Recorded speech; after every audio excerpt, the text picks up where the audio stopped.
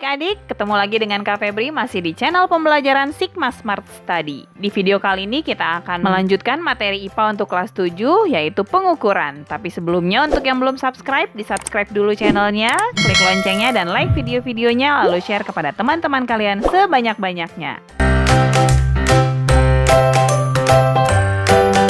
Kalian pasti sering mendengar kata pengukuran. Sebenarnya apa sih pengukuran itu? Pengukuran adalah suatu kegiatan untuk mengetahui besar kecil atau banyak sedikitnya benda dengan menggunakan suatu alat ukur.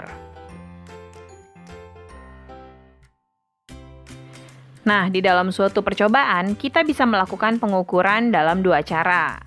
Yang pertama, cara pengukuran secara kualitatif. Pengukuran secara kualitatif biasanya dideskripsikan dengan menggunakan kata-kata dari pengamatan panca indera. Misalnya, pada saat kita mengukur suhu pada air yang dipanaskan. Ketika air mendidih akan muncul gelembung-gelembung udara, sehingga kita bisa mengukur panasnya air dengan melihat banyaknya gelembung. Karena gelembung-gelembung tersebut akan semakin banyak jika api diperbesar. Berikutnya adalah pengukuran secara kuantitatif. Pengukuran secara kuantitatif dideskripsikan dengan menggunakan angka-angka. Dan pengukuran ini biasanya dilakukan dengan menggunakan alat ukur tertentu. Misalnya, kita mengukur panas air dengan menggunakan termometer. Dan hasil pengukurannya dituliskan dalam bentuk angka dengan satuan tertentu. Nah, berikutnya yuk kita uji pemahaman kalian. Jika suatu larutan dipanaskan, warnanya akan berubah.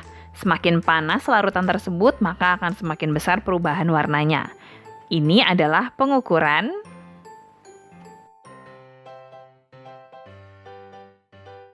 Ya, benar sekali. Jawabannya adalah kualitatif. Kita lanjut ke uji pemahaman berikutnya. Si Ibut mengukur tinggi pohon dengan menggunakan penggaris atau mistar. Pengukuran ini disebut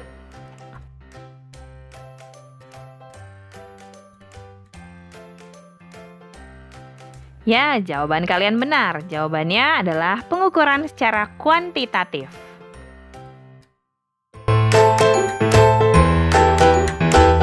Setelah kita mempelajari tentang pengukuran, sebetulnya apa sih yang kita ukur dalam suatu pengukuran?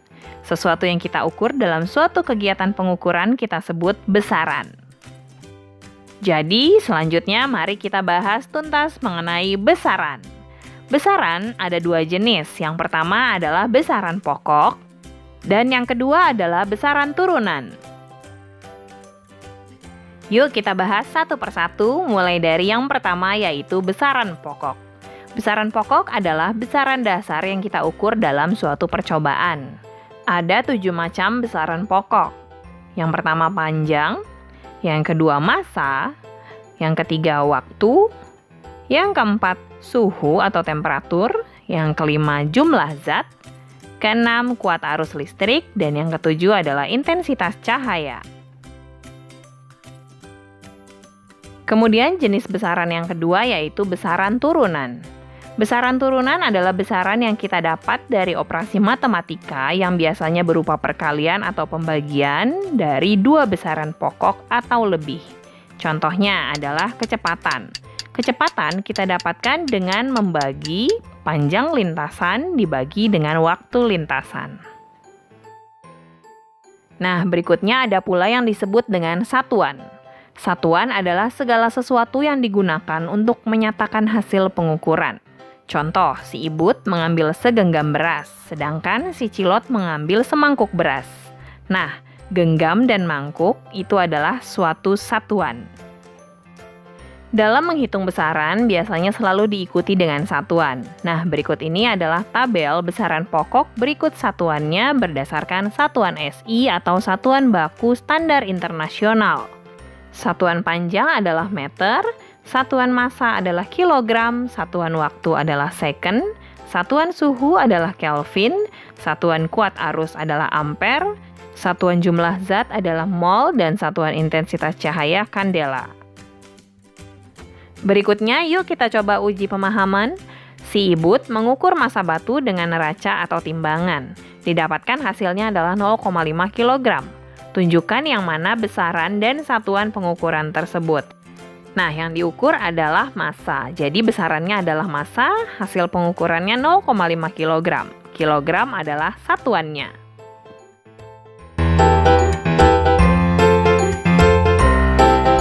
Selanjutnya, mari kita belajar cara mengkonversi satuan. Mengkonversi satuan adalah mengubah satuan menjadi satuan baku standar internasional. Perhatikan tangga urutan satuan di bawah ini. Tangga teratas itu adalah kilo, berikutnya hekto, berikutnya deka, lalu tangga yang terletak tepat di tengah itu adalah meter atau liter atau gram, di bawahnya ada desi, berikutnya senti, dan yang paling bawah adalah mili. Jika turun satu tangga dikalikan dengan 10, dan jika naik satu tangga dibagi dengan 10. Berikutnya yuk kita coba uji pemahaman. Yang pertama, konversikan satuan berikut ini menjadi satuan baku atau SI. 5 km sama dengan berapa meter? Dari kilo ke meter turun 3 tangga. Jika turun 1 tangga dikali 10, maka jika turun 3 tangga dikalikan dengan 1000. Jadi jawabannya adalah 5000 meter.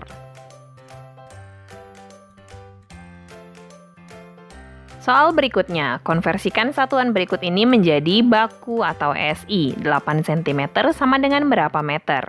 Dari senti naik ke meter berarti naik 2 tangga. Jika naik 1 tangga dibagi 10, maka naik 2 tangga dibagi 100. 8 dibagi 100 jawabannya adalah 0,08 meter.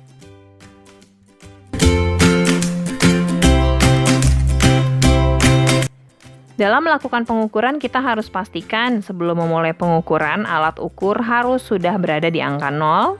Lalu kita catat hasil pengukuran dan gunakan simbol satuan yang benar. Dan hindari kesalahan paralaks atau parallax error. Parallax error terjadi karena pengamatan mata yang tidak sejajar.